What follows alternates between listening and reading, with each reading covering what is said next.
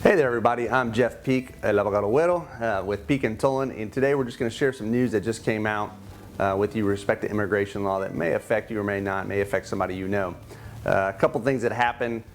You might remember in the last week the Trump administration announced there was going to be some changes with respect to the F-1 student visa, and it put a lot of people in a panic, both school administrators and a lot of students on F-1 visas that had to do with whether classes were going to be online, completely online, partially online, was it going to be the whole semester or some of the semester, and basically sent everybody running to figure out what are they going to do, because the announcement basically indicated if it was a full-time online program that you would be out of status as an F-1 visa holder and you had to leave the country immediately.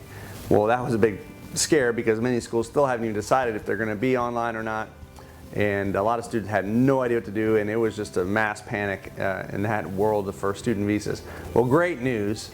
Here recently, the Trump administration just announced that they're going to rescind that previous issued order, that they're not going to implement that rule. So therefore, you can take a deep breath if you're an F-1 visa holder, relax. You are going to be able to continue on your program. Now, you still have to be following the basic tenets of the F-1 visa. You have to be enrolled as a full-time student. If you're an M-1 vocational student, obviously you need to abide by those rules. Make sure you understand what that is. You can talk to your school's officer who's in charge of that for the International Student Office to make sure that you have the right amount of hours. Usually it's 12 hours for most university and college students. It could be as many as 18 if you're in an English language school. So just check, make sure you are fulfilling the basic requirements, but it sounds like you are going to be able to do those online or distance learning or whatever they want to call it. And maintain good status with your F-1 visa. So that's great news. The second piece of information is actually pretty interesting and if not exciting.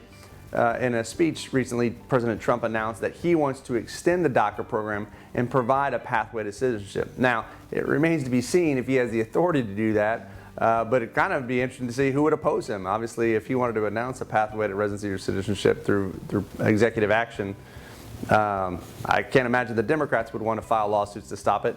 It'd be interesting to see if his own party, the Republicans, would file a lawsuit. That's exactly what happened with DACA last time, with the governors of many Republican states and their attorney generals filed lawsuit over the expansion of DACA and through DAPA, which is what they're trying to give to the parents. That's what ended up in us in the Supreme Court to begin with. So here you have the Republican president saying he wants to extend DACA now that the Supreme Court has ruled on it and given the executive branch the authority.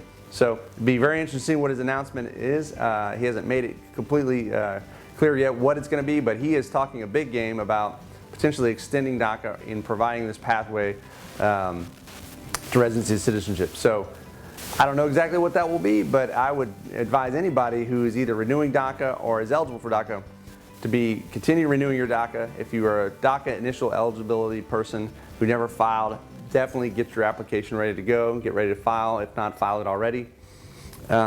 If you're somebody who maybe had a criminal record in the past but was able to get a case dismissed, now might be a great time if you live in Texas to get that case expunged so that wouldn't be on your record whenever you apply.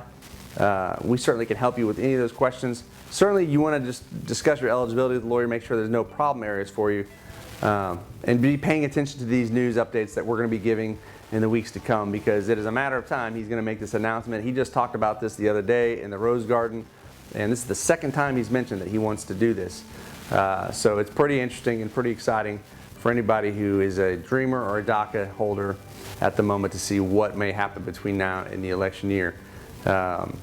It sounds like it's election kind of politic modes as usual, the people president trying to give out benefits here right months before the election. But hey, who are we to judge? We're just here to help you guys. If it benefits you, we certainly want to help you with it. So stay tuned to this channel. Call us if you have any questions. You can find more information at peekandtolan.com, and we'll see you soon.